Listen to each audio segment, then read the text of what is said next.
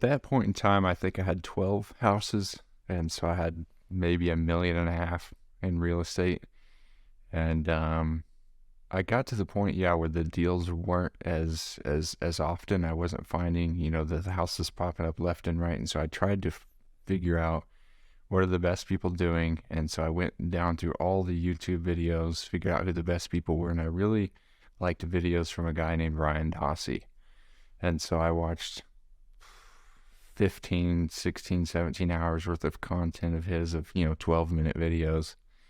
And he had a mastermind at the time that he had just started, maybe a year before that. So maybe he started end of 18, maybe 19. And so at the end of 20, I joined his mastermind. Wasn't cheap at the time. It was like, okay, here we go. And so I got to do it. And so I joined that, did his program. And then that was the program to start finding your own deals. How are some of the best people doing it? And there was a mastermind of about 300 people in there at the time that were all doing the same thing. So how fast can I learn this from other people? And so there's days where I sat in front of my computer for 14 hours, just getting the knowledge and bouncing ideas off 300 other people that are doing it in much larger markets than Springfield. And so I kicked it off, and I think I spent my first $5,000 between finding my own deals. So I built my business around Springfield Property Guide, trying to find off-market real estate deals, houses that need work, similar to yourself and a lot of other people in this market that you and I know.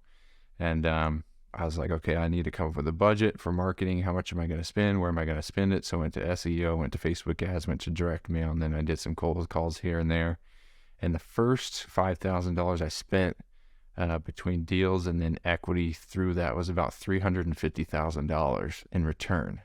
So through the buy downs, I call them equity buy downs, which is essentially you're just buying a deal that's undervalued.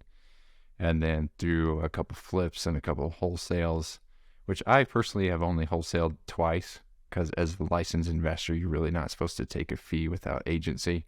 So there's kind of a fine line you have to run through having your license and wholesaling deals. So I just double close now. So say I were to buy a deal on Thursday, I have to actually sign it over into my name, and then that next Friday I'd sell it for a profit.